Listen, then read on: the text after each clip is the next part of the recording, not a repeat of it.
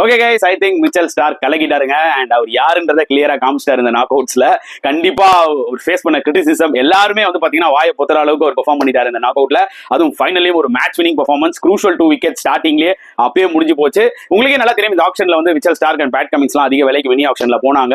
So அவங்க மேல obviously அந்த ஒரு ப்ரெஷர் இருக்கு. ஒருத்தருக்கு 24 கோடி, இன்னொருத்தருக்கு 20 கோடி அப்படின்னும் போது அந்த ஒரு ப்ரெஷர் இருக்கும். கண்டிப்பா பெர்ஃபார்ம் பண்ணி ஆகணும்னு சொல்லிட்டு இனிஷியலா அவங்க எல்லாம் ஸ்டக் ஆனாங்க. உடனே பயங்கரமா எல்லாரும் கிரிட்டிசைஸ் பண்ண ஆரம்பிச்சாங்க. பட் இவங்கலாம் ஒரு ஆஸ்திரேலியன் பிளேயர்ஸ், நிறைய ஐசிசி டிராஃபிஸ் வின் பண்ணிருக்காங்க, நிறைய நாக் அவுட்ஸ் விளையாடிருக்காங்க. இவங்களுக்கு எப்படி விளையாடணும் தெரியும். அந்த வகையில தான் ரெண்டு டீமோட நல்லா பாத்துக்கோங்க, ரெண்டு பிளேயர்ஸோட டீமுமே வந்து பாத்தீங்கன்னா ஃபைனல்ஸ் வந்திருக்கு. So credit to them. And Mitchell Stark especially வந்து பாத்தீங்கன்னா சிவியர்லி அண்டர் ரேடார்னு தான் சொல்ல முடியும். சம கிரிட்டிசிசம் ஃபேஸ் பண்ணிட்டு இருந்தாரு. அண்ட் கேகேஆர் இருந்தாலும் அவர் சரியா போடலனாலும் அவரை டீமுக்குள்ளேயே வச்சிருந்தாங்க. அதுக்கு பெனிஃபிட் ஆக்சுவலா அவங்களுக்கு கிடைச்சிருச்சு. லாஸ்டா முக்கியமான நாக் அவுட்ஸ்ல வின் பண்ணி அவரோட ஒர்த்தை காமிச்சிட்டாரு. ஸோ 24 கோடி ஒர்த்துடா அப்படின்றதையும் காமிச்சிட்டாரு. So KKR team will be very happy and their fans also will be very happy. So உங்களோட கருத்துக்கள் என்னன்றதை கமெண்ட் செக்ஷன்ல போடுங்க.